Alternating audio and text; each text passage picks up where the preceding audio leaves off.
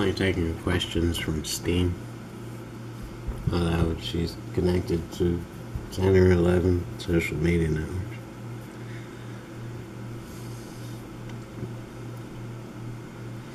It'll come together and be published probably on YouTube.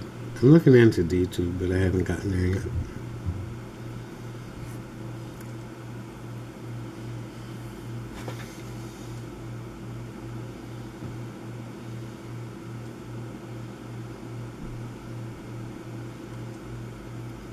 No, Randy.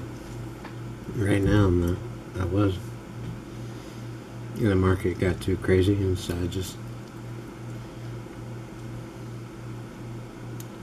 I'll let it settle down. Oh well, I'll start again when everything adjusts and back up.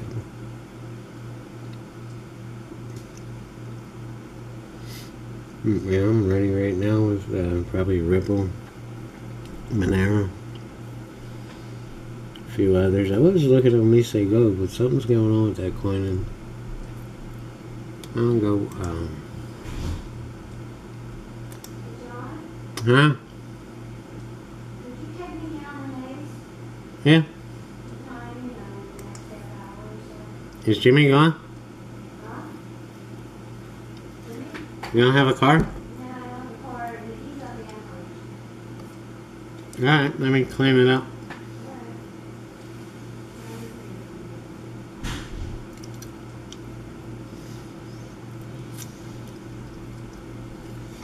Sorry, and shit like that happens when you're live. I don't remember. Oh. Yeah, I've traded with a bunch of them. I was on my way to go see. You know, Mise Go updates were frozen yesterday at Crypto Compare at perfectly even from on the 24-hour volume list. It's moving now. I can see it.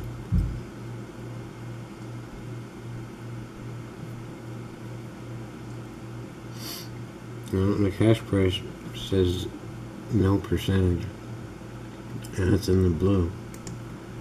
But if you go to the Bitcoin prices, it's moving. It's down 0.11%. I don't know. Something's going on with that. Maybe they're not taking cash anymore. I don't know.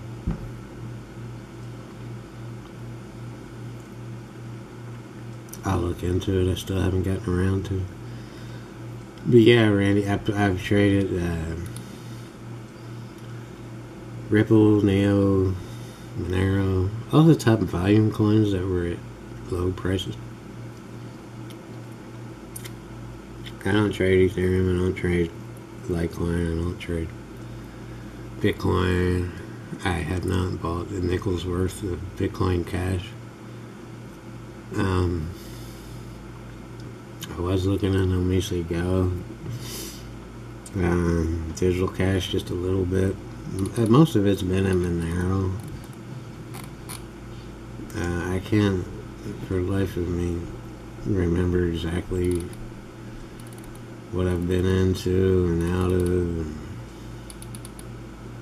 I don't play with people recommend stuff all the time, but you have to be careful because a lot of times they're getting paid to do that and they don't really give a shit what happens to you.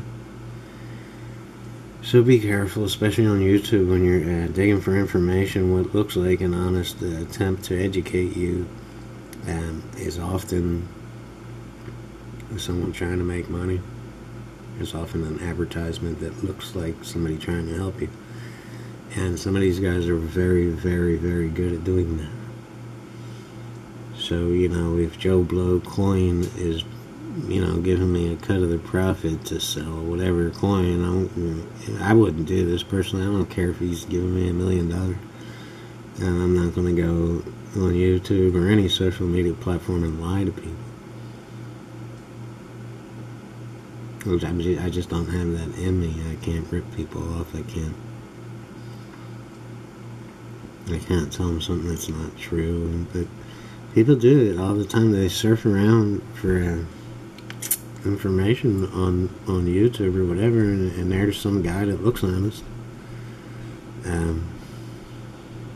Sounds like he knows what he's talking about, and sounds like he really cares. He doesn't even know you, man. You have to remember that this person does not even know you. They don't know you as a human being. They haven't had a beer with you and hung out with you and traveled the country with you. They don't. A lot of them just don't give a shit what they say, and they know they're lying to people, but everybody's trying to make a buck. It's just that some people stoop to really dishonest levels to make those dollars. And if you have to do that, in my book, you're just a piece of shit. So, God, I keep getting way off topic. What was the question? Randy's got a bunch of questions.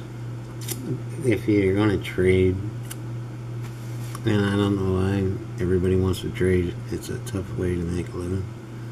It's very, very stressful, man.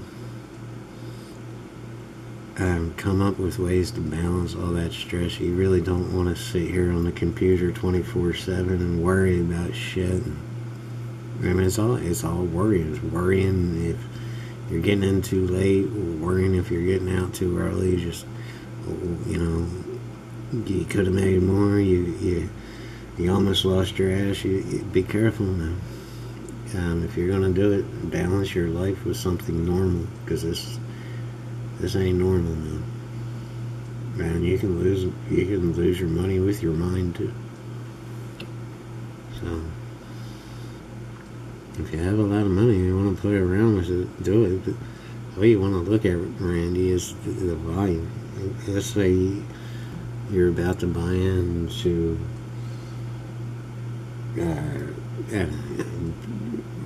Randy's coin, okay? And the price has been dropping, and it's dropping and dropping. Well, that doesn't mean it's going to keep dropping. If you're going to play that game, you're just guesswork. And you can go back to all the charts you want, analyze the trends. And that really doesn't. It comes down to, and no, it's not instinct. What you want to look at is the volume. So if it's 12 midnight and Asia is just waking up, and there's all these thousands of people selling Ripple, well, chances are all those thousands of people are telling their friends, hey, now's the time to get out of Ripple because it's crashing. So that would indicate, okay, it's pretty soon it's time to buy if you want to buy Ripple. Or it would indicate it's becoming too late to sell Ripple because now I'm in the red. So now you have a choice to sit and hold and wait for it to go back up to sell it, or is it time to buy more? So you go to a website where the volume is actually live, and if the price is crashing and you're looking for a time to buy, and everybody, all the volume is selling, it's probably going to continue for a while to sell, because if more and more and more people come in every 2 minutes, chances are those are the friends of the people who are selling, and they're going to do the same thing that their friends are. And then in 12 hours, you see a whole lot of volume, and the price is going up a little bit. And then in 5 minutes later, you have more volume. Well, that more volume, that new volume, are probably most likely the friends of people buying. So that would be the indicator to buy. You understand? Not the price, not what it did yesterday, not your crystal ball where you're trying to tell the future and guess. The volume, and of course, to a degree, the price. Because you want to buy low, and maybe it's just not low enough, and all these buyers are coming in and they're buying, but it didn't go down to where you think you can make a reasonable profit. So I think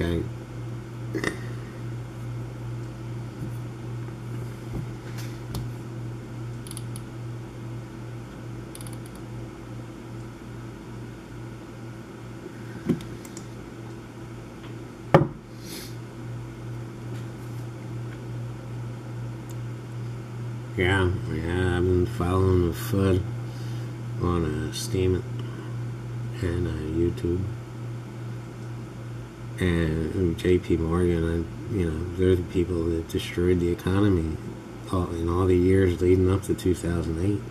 And they were ripping off millions of investors, and people are going to listen to this idiot. And then they begged for a bailout from taxpayers to bail them out of their hustle. And all of a sudden, this guy has clout in the crypto world. These are the guys that screwed people out of their homes and jobs, and he don't like crypto. Who gives a shit what a criminal likes? I don't know why people put weight in. Yeah, I guess he's the head of some bank that ripped off people, so he must know what he's talking about. He knows how to hustle people. That's what he knows about. Yeah, I've been following all the FUD out of Japan and everything. It's not just J.P. Morgan either. It's the Wall Street Journal misquoting people. Japan, some of the Japan shit was true, but what they did was they over-exaggerated it to where, the sky was falling and we're all going to die and lose our money and burn in hell. It just got crazy. China says we're gonna regulate certain ways of certain fundraisers that are used to fund future coins because they deemed it illegal. And there were a lot of people getting ripped off with scams that saying, if I get this brilliant website and I say, well, we're working on Discoin. And so, there you go. Discoin is coming out in December. And it's September. So I developed this network of 100 millionaire investors who are dying to get into crypto. And I tell them I have a token, and it's in the development stage, and it's going to be released in December, and you can buy in now as a future and get it for just dirt cheap, and then when we release it to the market, it's going to shoot up to the moon, and we're all going to get to be billionaires, okay? So I get $1 million from each investor, and I gather $100 million. And then I start thinking, well, what if nobody wants this damn coin when it goes out onto the market and actually becomes a coin? And what if I can't get the best in the business to work with me and help me develop the coin? Or what if I overspend on PR? And what if I don't even know how to develop a coin? So where do we go? This is all starting to sound like a big mess. But here I am sitting with $100 million and 100 people counting on me to release it, and I don't even like these people. So I'm just going to change my name, take off to the Cayman Islands, and what are you going to do? You're going to call the cops? It's not against the law because it's not even regulated. They're going to laugh at you and call you a dumbass. And that's what was happening. So instead of saying this initial coin offering, an ICO, China deemed that process illegal. Okay, so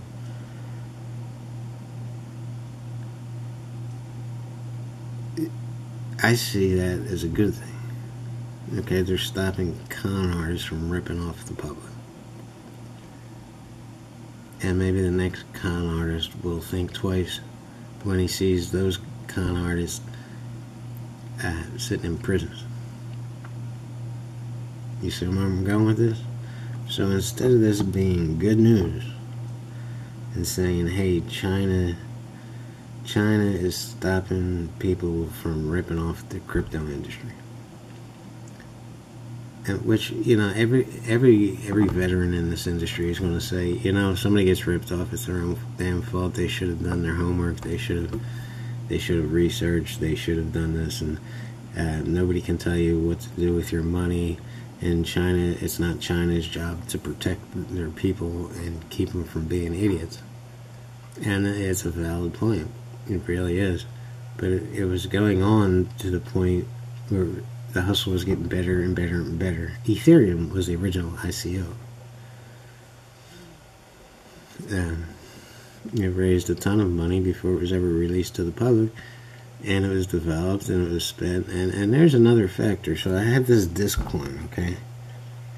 And I have all this money. And I'm ready to develop it. And so I'm supposed to spend this $100 million on developing this token to create a coin that will be released in December. Well, what's in it for me? I'm never going to make $100 million. I don't care how many coins I keep back for myself. So, instead of doing that, wouldn't it be a lot easier to just take that $100 million, which you now have in your damn hand, and say, fuck it. You know what? This is too much trouble. It's too much, and there ain't enough in it for me. And these people never did anything for me. They're just greedy and trying to make money off my back, so I'll see you later. My name is now Joe Sampson, and I live in the Cayman Islands. I don't even know what cryptocurrency is. It was too easy, man. So, but the media took that, and China's cracking down on this, putting these people in prison. It's a good thing. But they blew it away, the media, especially the American media, when they translated over from the Chinese. China's making cryptocurrency illegal. And no more cryptocurrency, and China's 40% of the market, and they're going to crash every coin on the market. And everybody's getting out and run for your life, and we're all going to die. And what? Give me six-pack. That's my cat. He wants to go out, so I'm gonna have to let him go out. He just got done eating, and you get the point. So I see all that as a good thing. A lot of people say it is a bad thing because they just don't want the government anywhere near it. There's a lot of idiots out there, and it doesn't mean people should be scamming. Something had to be done. Because not only were people getting scammed, but it was giving the whole industry a terrible reputation, which was keeping money out of BitCoin and out of Ethereum and out of all the other coins. People say, I don't trust this, everybody's getting ripped off, fuck you. And so crypto just goes stagnant and nobody makes any money. It's not good enough.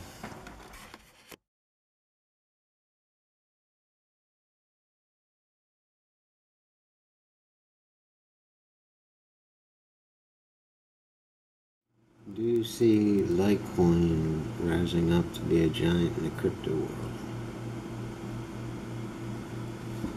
Yeah, probably not, Paul. Charlie's quite content with playing second fiddle and shadowing Bitcoin. LiteCoin is going to do on a lesser scale whatever Bitcoin does. So let's say Bitcoin shot to the moon and shot up to $30,000. Well, Litecoin is going to make a lot of money because it's going to shoot up to $1,000. If Bitcoin falls and loses half its value, Litecoin is going to fall and lose half of its value. It's the silver to Bitcoin's gold. So with that in mind, if you're going to invest money and you want an aggressive coin that's going to make a lot of money, why would you put it in Litecoin when it's going to make as much money?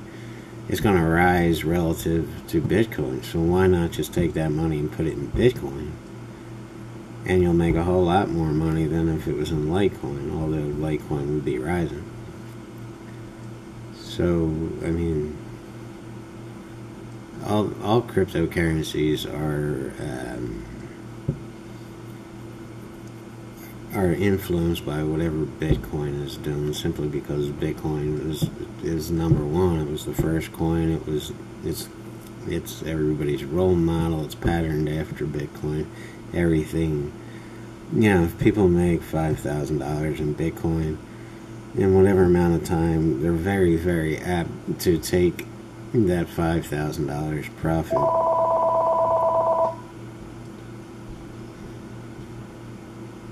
and try their hand in other coins, other investments like Monero or Ripple or Zcash, any altcoin.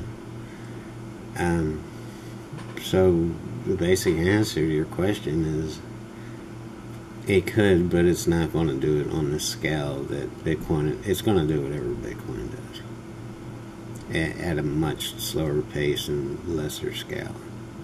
So if Bitcoin does crash, it's probably going to take LiteCoin a little while to crash with it, relative to value. So LiteCoin is safer in a way to where you could get your money out faster. You could short sell faster on LiteCoin than Bitcoin, which is apt to, in 30 seconds lose 20% of its value at any given time, or raise it 20%. So for that reason, LiteCoin would make sense if you want to make quick moves. Just because it's slower, it's actually a faster coin in transaction times, which gives people more accuracy in getting their money out or in, and it's more secure in that area too. I don't want to get into technical technical crap and why it's faster, why there's faster transaction times and blockchain times, and at the same time it's slower. It will decrease with Bitcoin, but it's slower to do so, and it will increase with Bitcoin, but it's slower to do so. I mean, if you're wanting to invest, I don't understand why you would do it in LiteCoin unless you just want a super safe, slow coin, which is, like old people that don't want to gamble too much. And LiteCoin would probably make sense, or new people that just want to test the market and see how all this works. LiteCoin would make sense.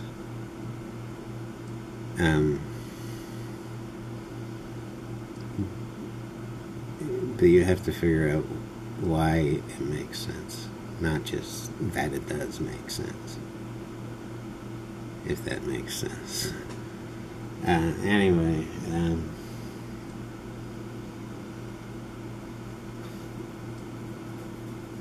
gyros, yeah. I've been in Ethereum for a long time, and it's always been good to me, except for the past couple of weeks. I've never sold it. Every time I got a little extra money, I waited for Ethereum to hit a decent price, bottom out, flatline, and make aggressive moves upward. I got a little lucky, and one day it was sitting at a price I couldn't resist. And I knew it was going to shoot up because Bitcoin had just shot up. LiteCoin was on its way to shooting up. But for whatever reason, Ethereum was sitting at a bargain price, and I said, well, now's the time. And that was my first buy in Ethereum. That was a long, long time ago.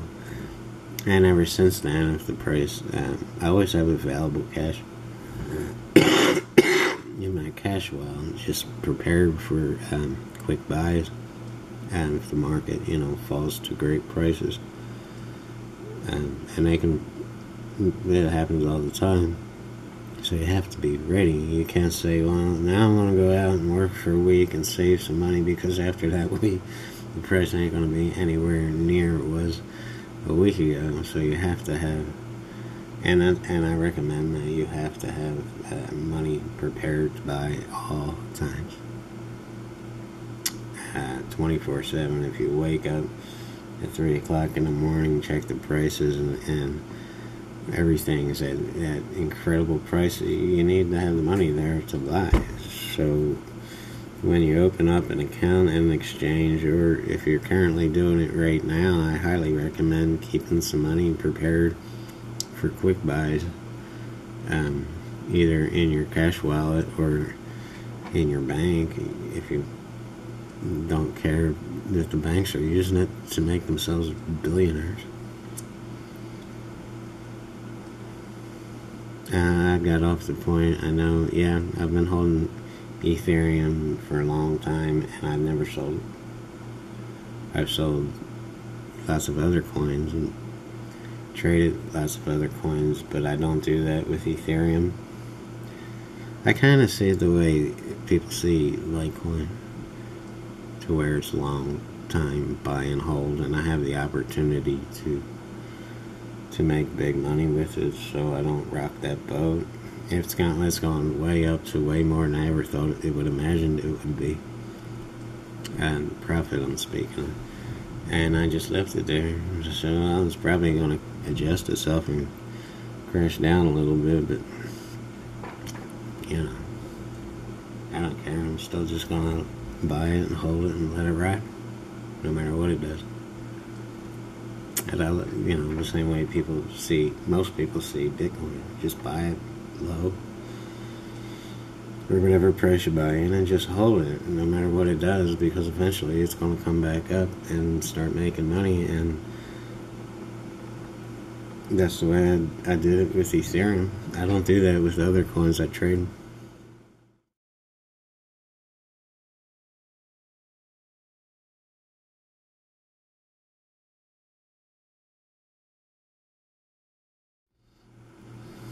What am I drinking?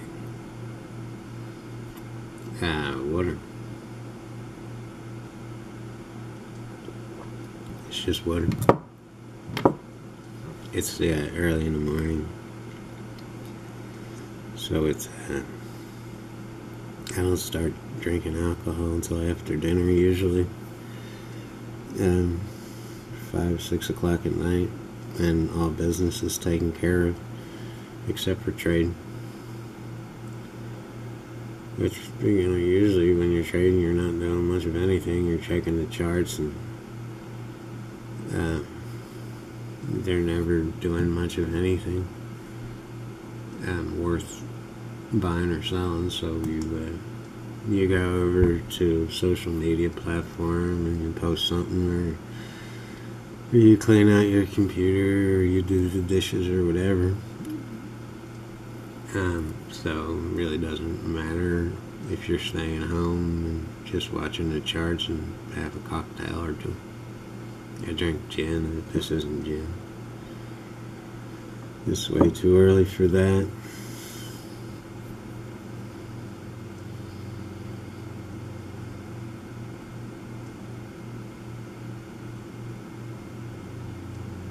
Hey Paula. The percentage indicator is not as relevant as people think it is. This will be easier to show you if I just record the graphs and show you.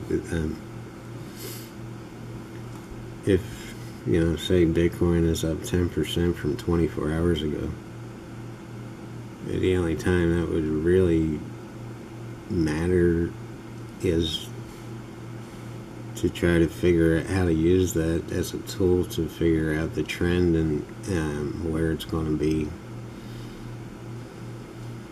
you know, later today, tomorrow, or whenever. The only time it would really matter is if you bought in or sold, especially if you bought in exactly 24 hours ago. And nobody trades at the same, you know, nobody looks at the clock and says, okay, it's 5 a.m., it's time to trade.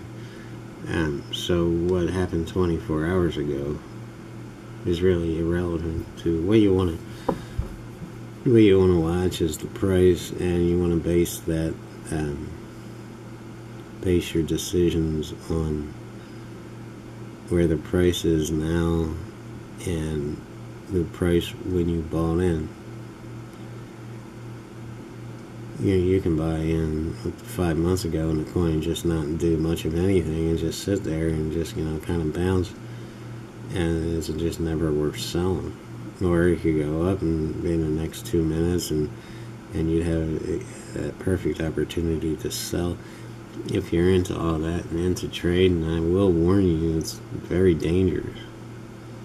And if you do it, learn how to short sell.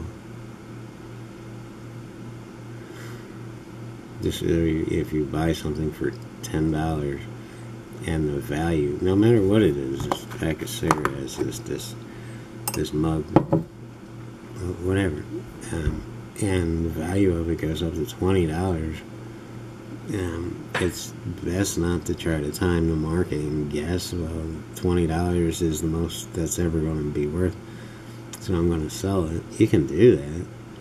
People do that all the time, and in the next minute the price goes to 30 and they just missed an opportunity. So what you want to do is buy that item, no matter what it is, for $10, and when the value goes up to 20, don't sell it right away. Wait till it goes down to 18 and sell before it gets back to 20. So settle for that $8 rather than making a mistake and guessing. You don't. There's always a percentage of guesswork. But you're never absolutely 100% sure what's going to happen. You can get it down to a science, but it's not carved in stone. And you could do that and short sell at $18, and in the next 2 minutes it shoots up to 30. But you definitely want to sell on a downward decline, not an upward trend, if you really want to optimize your profit. You see what I'm saying? We're going to get another camera view, and I want to show you on the graph why the 24-hour percentage increase or decrease, really, it doesn't. It's really irrelevant to trading. I'll be right back. This is where a newbie has to be careful when it comes to percentages up or down, and especially when they're based on a 24-hour chart. The price relative to this exact time yesterday, which is 10:59 a.m., LiteCoin is down almost 6%. Even though the price hasn't moved, the current price has not moved. So this is where we are. And we're sitting at what, 51.53. So obviously this down 5.9% looks bad, but it's based on exactly 24 hours, this time yesterday, 24 hours ago. So as you can see, the line is moving down, so it's currently down.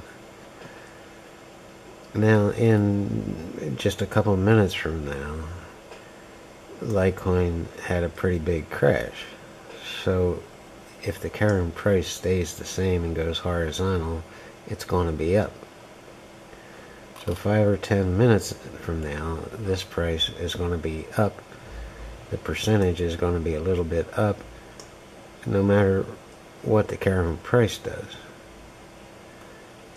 And in a couple minutes after that, probably what, a half hour,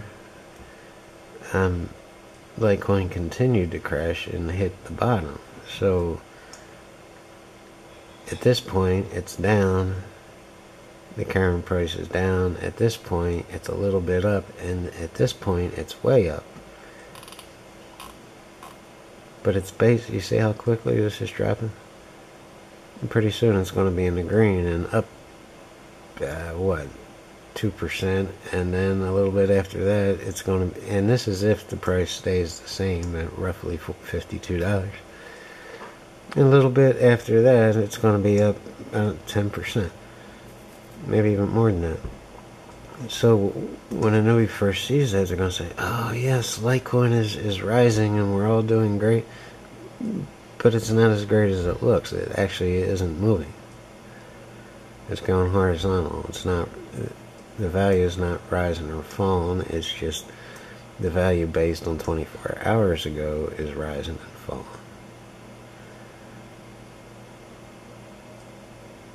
So with a percentage of new buyers who don't understand this, this can be down 20% and 5 minutes later be up 20%.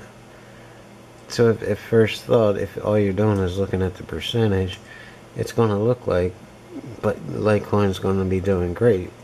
And I could see somebody new to this selling at the point of it being up 20%.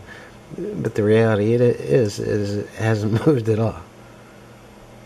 What's moved is where it was yesterday. So you have to be really, really careful. And I'm going to stress that in every video I make because there's new people coming into this market all the time and they really don't know what the heck they're doing. And that's okay. Live and learn, but don't learn by losing money. So before you buy, sell, trade, whatever the hell you're doing, give the percentage a thought, but base your decisions on the actual price. So if you bought in at $40 and the price had been moving up and it's now $50, and you want to play trader boy or trader girl, you can. That's the time to trade, but don't base it on the percentage. Okay. Let's take one more example, and we're going to use Monero this time to illustrate the point and bring it home to anyone who's not really sure about what I'm talking about. You can see that Monero is down 3.78%, and it's sitting at roughly $95. So let's say Monero flatlines for the rest of the day and just sits and doesn't do anything, doesn't go up or down for the rest of the day. But you're looking for a time to buy or sell Monero. You either want to get in or you want to get out with profit. You want to get in at a good price, or you want to get out at a good price with some profit. That's the whole object to this game, right? Well, you can see it's down. It's currently down. This is a 2-week chart. Let's go to a 1-day chart. Sorry. You can see it's down almost 4%. And that is relative to exactly this point right here. And that looks like a big decline, but this chart's only moving by $2. So it's 104, 102, 198. So every line is just representing $2. So it's not as much as you might think. It's not a big, rapid, horrible decline. So as we said, Monero stays at $95. But suddenly, in an hour from now, this percentage changes. And it changes because it's based on what happened 24 hours ago, not what happened today. So in an hour, we'll call this an hour later, and we stayed the same. We're over here somewhere, and now the price is perfectly even. So this is 0. So Monero is 0%, but the price is still $95. And in an hour after that, suddenly, even though Monero's price hasn't moved, now we're back to the negative numbers, and it's down another, 2%.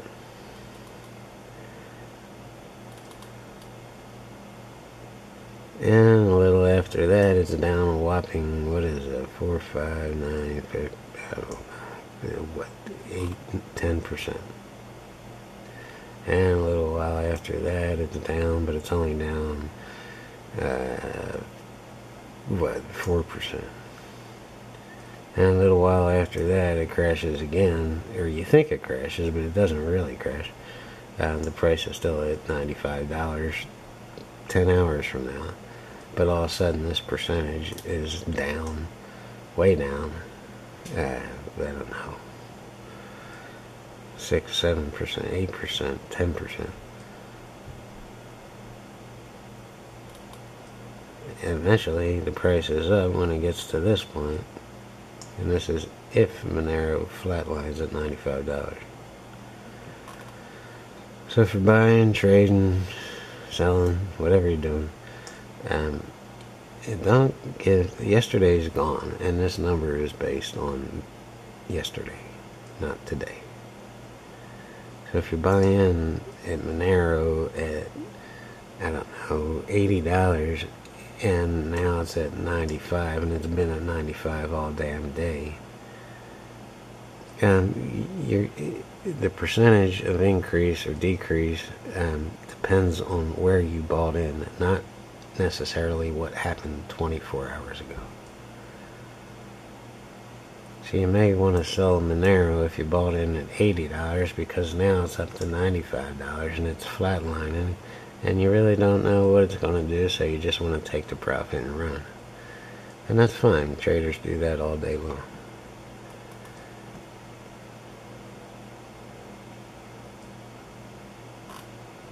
You with me?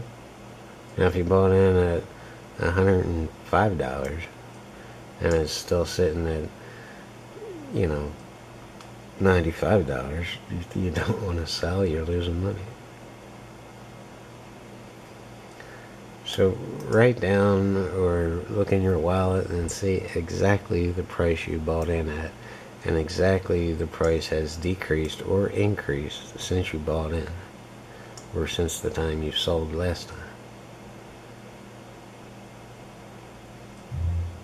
Not necessarily what the charts are doing, or what the charts did yesterday.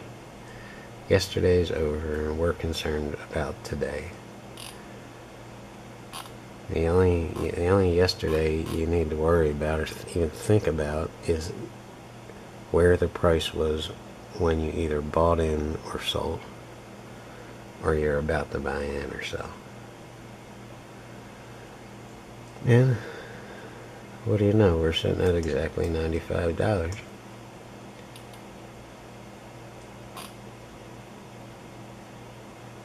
Really, the only time this percentage increase even matters is if you bought in exactly 24 hours ago.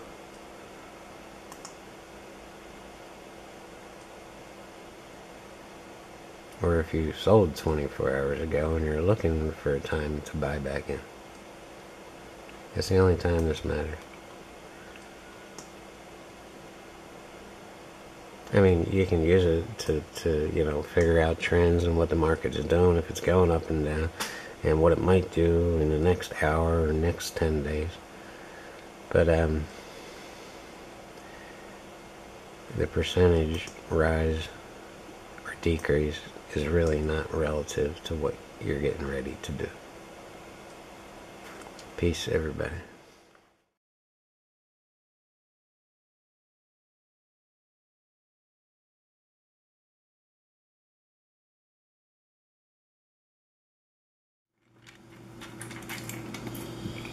And the reason you probably forgot to do that, hang on a minute. When I make a video, I don't ask people to subscribe to me or upvote me or like me, or I just kind of let people do whatever they want to do. And thanks for watching.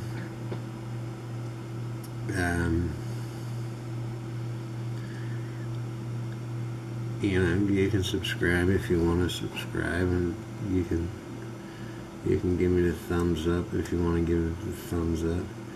But I have like 400 and some videos on YouTube, and I really don't see it as...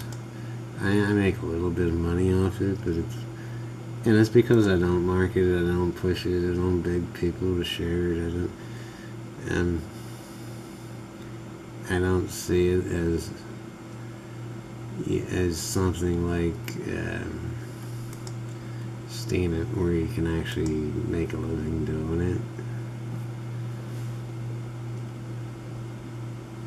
it. And even Steam, I don't beg people to upvote me. I don't do any of that. I'm trying to find the actual comment. I have your comment up here somewhere. It's probably this one. You remember if, there's a big banner up on my page saying, subscribe to me and I'll set you free. I just don't worry about it. If people like it, they'll upload it. David Woods. Not sure why I keep watching your videos and have not subscribed yet. Laughing out loud. It's because you like me, man. It's probably because you're learning and you're pushing yourself and you're growing, and you kind of see me as your friend. It won't matter to me if you subscribe to me. And just keep watching, Pops up on your news feed, click it. See if there's something new to learn. That's about it. Thanks for watching, David. And everybody else. Thanks for your questions. And keep on pumping them out. And here's another one. Let's go see what it is.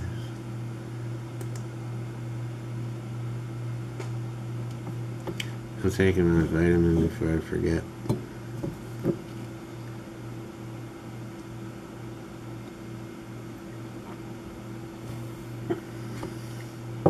Other than that, when you get older, you kind of have to do this. The B complex.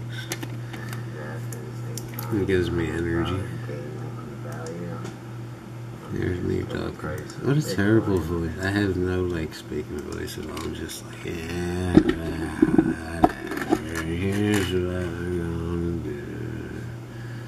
Everything's gonna be great. Someone asked what my portfolio looks like. Portfolio. I don't know. I have about half of my money in BitCoin, and probably a third in Ethereum, and 20% in LiteCoin. Is that right? Something like 10%, 15%. I don't know. I was doing a lot of trading, but when the market crashed, I kind of dug it all out. And I was going to go back early yesterday morning, because the prices and everything were so great, and buy some Monero and get back into trading. But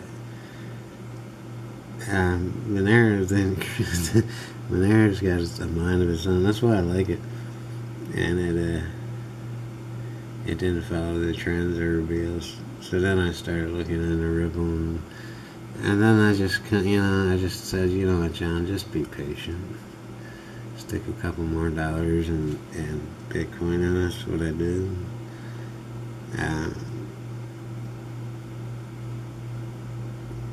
So that's it. I own 3 coins at this very moment. Tomorrow I might own 10. It just depends on how I feel, what's going on with the market. If I don't have time to sit around and trade, if I have something to do, I won't do anything.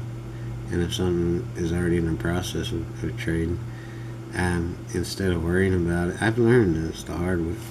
Instead of going and doing whatever I have to do and worrying about it while I'm doing it, I'll just pull it out and put it in my cash wallet and let it sit until I have more time to mess with it. This is why trading's hard, man.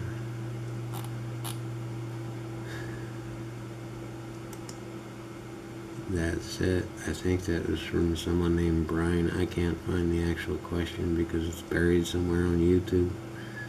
One of my older videos. Again, everybody, peace.